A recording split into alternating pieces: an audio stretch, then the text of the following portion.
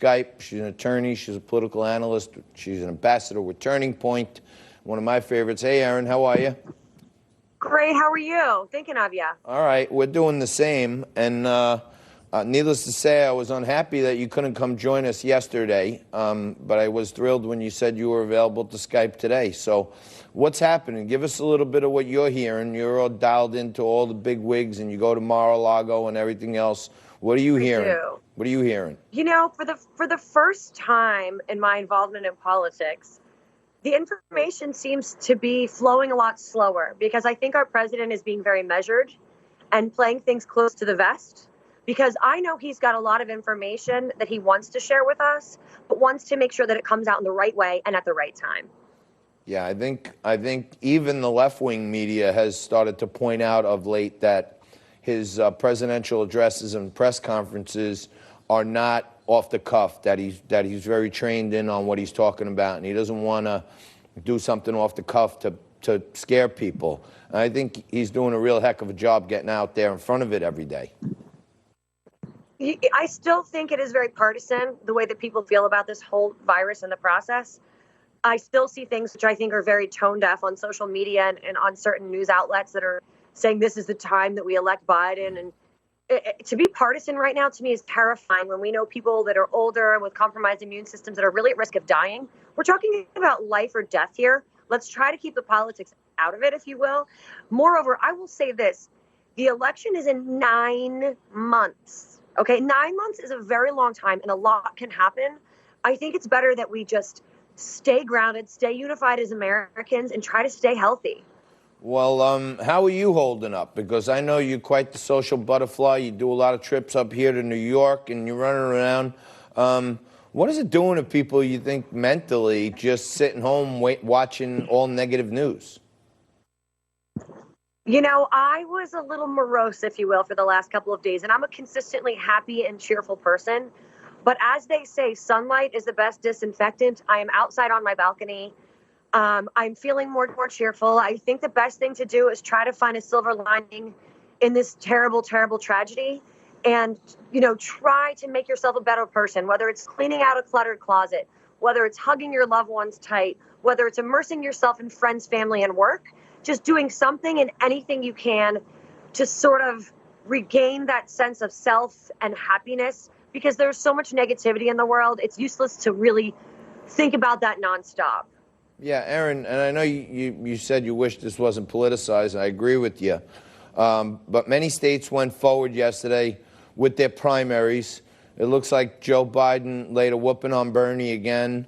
This morning there was a report that Bernie was suspending his campaign, and there was another report that wasn't true.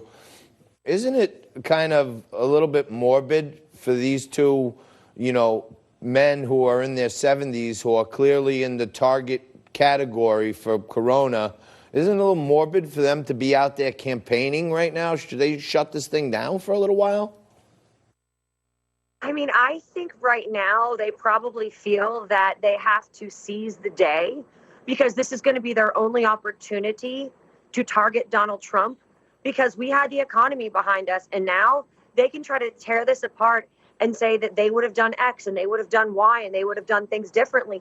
This is their only chance to seize the day. And I think that that's, if I were advising them, I would probably tell them to do the same, but at the risk of looking like they don't care about the health of the American people. So it truly is a double-edged sword.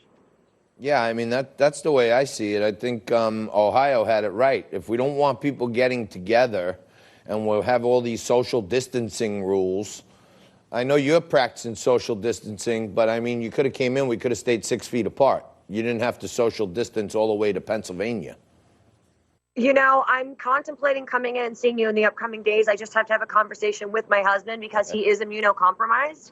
So I think these are things that as Americans, we do have to think about. I'm young and healthy, so I don't have a great fear of what would happen to me. I just worry about the loved ones around me. I know my son is safe and young and basically virtually no risk at 6 years old, but it isn't really about me anymore. So it's truly one of those things that you have to look at the bigger picture. Yeah, and we talked about this a little off air. You know, there's a lot of people that are compromised right now. There are a lot of people that are sick, they're suffering. There's been, thousands of deaths around the world. Maybe the bright side is we're still vertical. We're still getting to bring our message to America. And, we still got our loved ones to hug and hold and love. So, I mean, there's always a bright side, my friend. That's right. And I'm starting to see it minute by minute because, like I said, the first couple of days hit me really hard. I was worried about everyone in virtually every economic sector. Everyone is so impacted by this, no matter what the business is. Very few people are insulated, right? Yeah. So you just hear stories of small business owners left to right in every industry that are so impacted. And it's hard to find a way out of that dark space. But then you realize, the president has infused a lot of different stimuli into the economy. And let's hope, yes, this is a sharp decline. Let's hope that that's V-shaped. So it's going to hit that bottom and bounce back up quickly because we do have that infusion of capital into the market. All right. Well, thank you for joining us, my friend. I really appreciate it. You brighten up my day, that's for sure. Probably all of our viewers as well. Hopefully I'll see you tomorrow. Maybe we can make something work. Yeah, absolutely. Well, if you're ready, we're ready. You're always welcome here for a liquid lunch. That's Erin Elmore. Thank you for cheering me up. I really appreciate it. Yeah, you got it. Anytime. You cheer us up all the time. And that's Erin Elmore from Philadelphia, Pennsylvania. And we're getting reports from